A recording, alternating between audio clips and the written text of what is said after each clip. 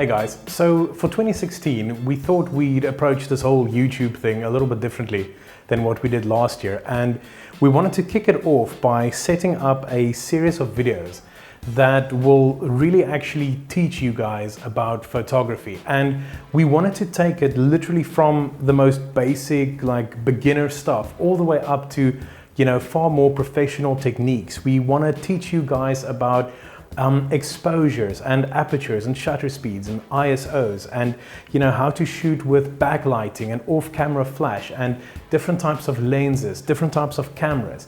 We want to incorporate video aspects into it, you know, literally take you guys outside. I mean, we live in Cape Town, it's gorgeous here, you know, and show you guys the city while we're actually teaching you guys different photographic techniques and that kind of thing. And so what you'll see over the next couple of months is, I guess, the start of this series, you know, and how we want to progress it, you know, going forward. So what I figured we'd start off today is just a really basic introduction to, you know, what we actually want to do. And what we want to do here is teach you guys about, you know, manual photography, you know, how to actually use the settings on your camera to create the look and feel in the images that you actually want. So what I've got here is just a, you know, a 5D Mark III, saying 5D Mark III like it's just an average camera, but the settings on these things are pretty much all the same. You know, if you've got a DSLR or you've got a mirrorless or even like a fairly advanced bridge camera, you know, you're gonna have the ability to manually change the settings on the camera, and that will directly influence, you know, the image result that you get at the end of the day. So if you take any of these cameras and you flip it over, you'll see there's a little mode dial. Pretty much all of them have it. If they don't have it, then it's somewhere in the menu, but this is pretty standard stuff. You know, you're not going to get a DSLR or a mirrorless camera without one of these units on there. And you know, what you'll see on there is there's a couple of different, you know, sort of options available. And pretty much when you take the camera out of the box on day one, you know, most people go stick it into auto, and that's where it stays, which is unfortunate, because these things can do so much more than just stick it there. So let me quickly run you through, you know, what is available, you know, on these units. So we'll start with auto mode. So auto mode, you know, is pretty standard on all of these. And what that effectively does is when you point the camera at something, irrespective of what lens you have on there, the camera will do everything in its power to figure out what the best, you know, exposure or white balance or anything like that is for that given image, and then, you know, take it. As you can imagine, that doesn't leave a lot of scope for, you know, any sort of creativity in it. The camera will set your apertures and your shutter speeds, ISOs, everything by itself. You know, and that really takes away part of the experience with it. Now, I'm not saying that that'll give you a bad image, because it won't. You know, you will get a correctly exposed image, and technically it'll be perfect. You know, but it won't be necessarily the image that you want to take. So if we move away from auto and we go to P, so that's program mode. Now, program mode is essentially the same as auto, but it allows you a little bit more scope.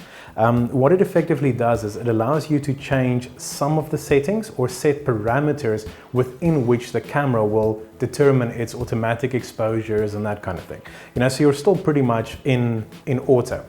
Now, if you move from there, your next step on most of these is TV. Now, TV is shutter priority. So what that does is the camera allows you to set the shutter speed, and then the camera figures everything else out on its own.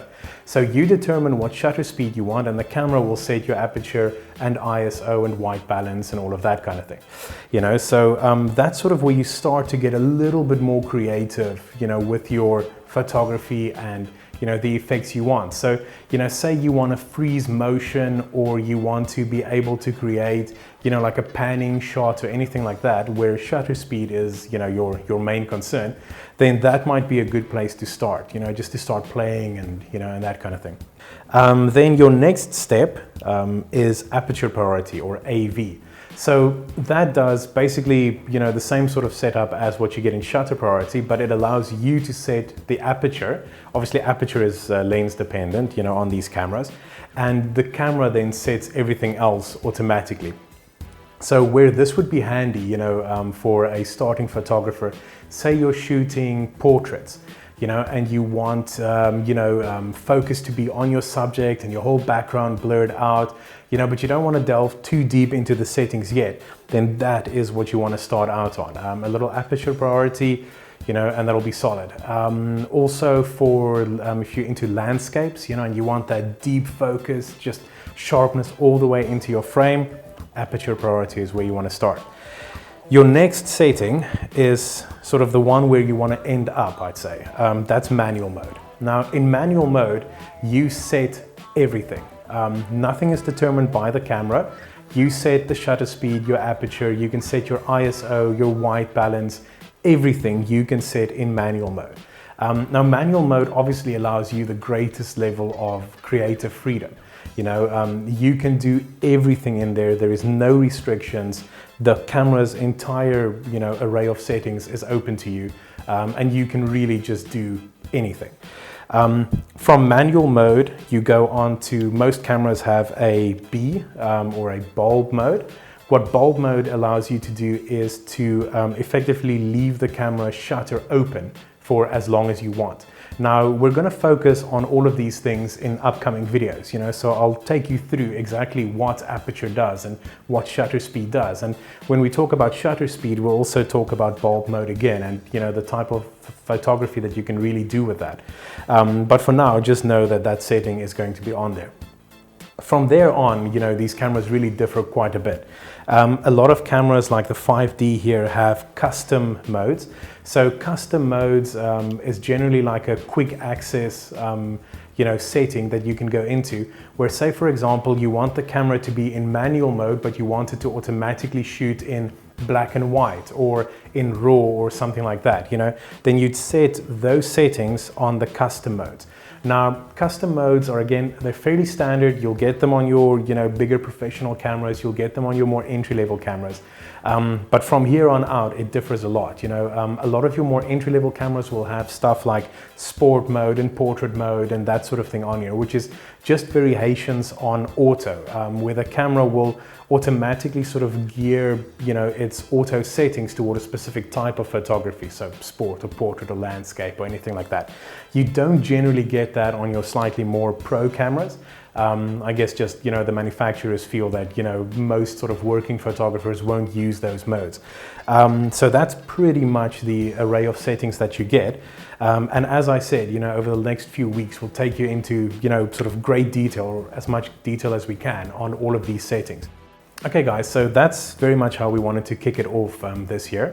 If you enjoyed that video, don't forget to drop us a like, comment, if there's anything that you'd like to know, or subscribe to our channel, because we're going to keep these videos coming, and every week or every month we're going to just keep stepping it up, and touch on different techniques and all of those things, as I said in the beginning of the video. So thank you very much.